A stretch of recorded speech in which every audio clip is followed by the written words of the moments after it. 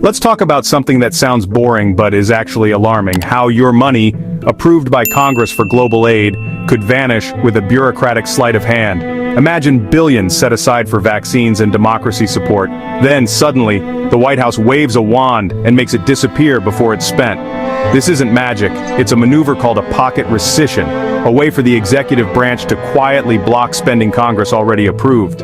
Here's the gist: Congress debates, votes, and passes a budget. But with a pocket rescission, the White House can just not spend the money. It's like your family agrees to fix the roof, but one person refuses to write the check, so the roof stays leaky and everyone's furious. Now, scale that up. Instead of a roof, it's global stability. And instead of an annoyed roofer, it's the international community. This move challenges Congress's constitutional power of the purse. When the executive sidesteps that, it's not just a policy fight, it's a battle over the rules of democracy. Imagine playing Monopoly, and one player just ignores the rules because they feel like it. That's the chaos we're facing. The White House is considering this tool to slash billions in foreign aid, money Congress already approved. It's a direct challenge to the balance of power. Lawmakers are supposed to decide how taxpayer money is spent, full stop. If the executive branch finds a loophole, it's more than a disagreement. It's a threat to the system. This isn't hypothetical, it's a real possibility, and it could upend how government works. The stakes? Billions in aid, America's credibility, and the very rules of the game. And it's coming soon to a federal budget near you. Let's decode pocket rescission. It sounds like a tailoring term, but it's actually a budget loophole from the 1970s.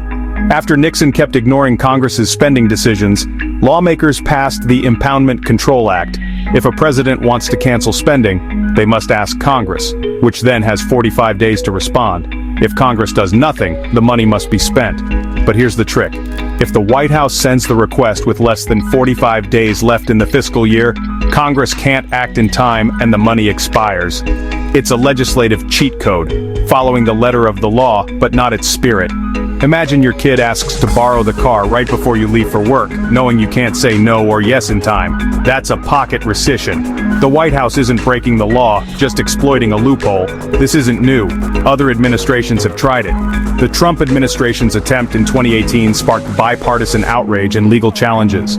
Congress saw it as a direct attack on their authority, and the plan fizzled. But the idea keeps coming back, tempting any administration that wants to bypass Congress. It's a shortcut to cut spending without a real debate. The loophole was meant to stop executive overreach, but now it's being used for exactly that. It's not about efficiency, it's about power. If used, it could set a dangerous precedent for future presidents. The result? A tool that undermines democracy, all hidden in the fine print. And that's why it matters. When people hear foreign aid, they picture bags of cash dropped overseas, never to be seen again. But foreign aid is less than 1% of the federal budget, less than a penny on the dollar. It's not charity, it's an investment in American security and prosperity.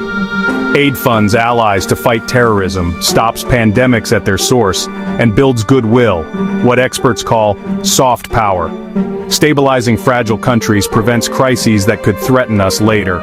Critics say aid is wasted or misused, and sometimes they're right. Accountability is crucial.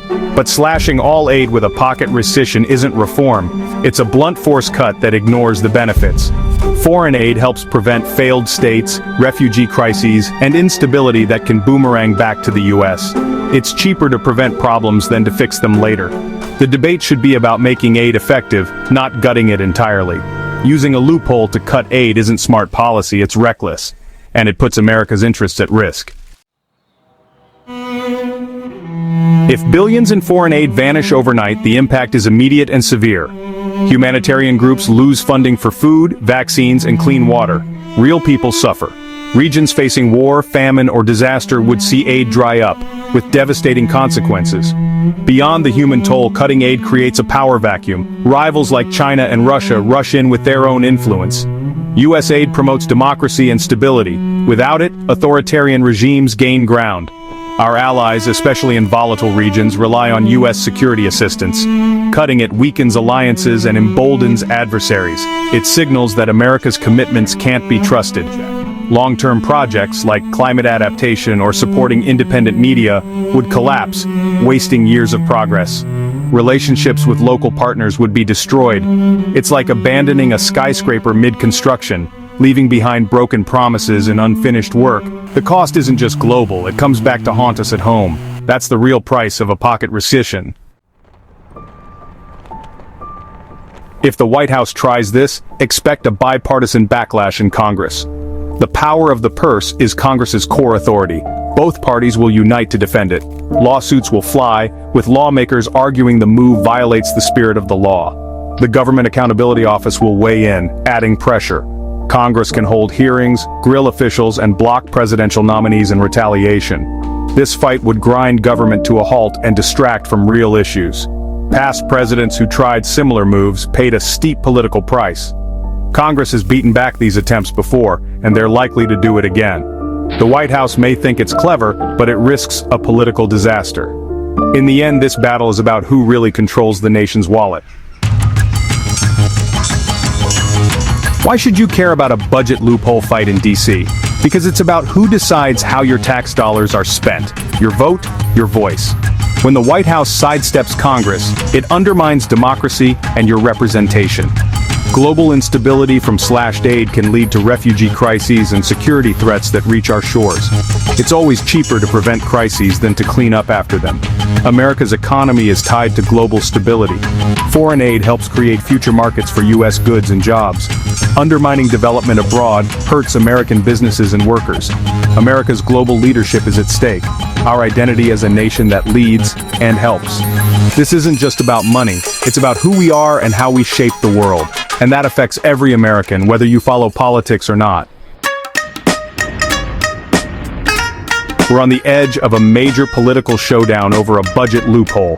The pocket rescission is a shortcut for the White House, but it risks the foundations of our democracy. On one side, an executive branch seeking to cut spending by any means. On the other, Congress defending its constitutional role.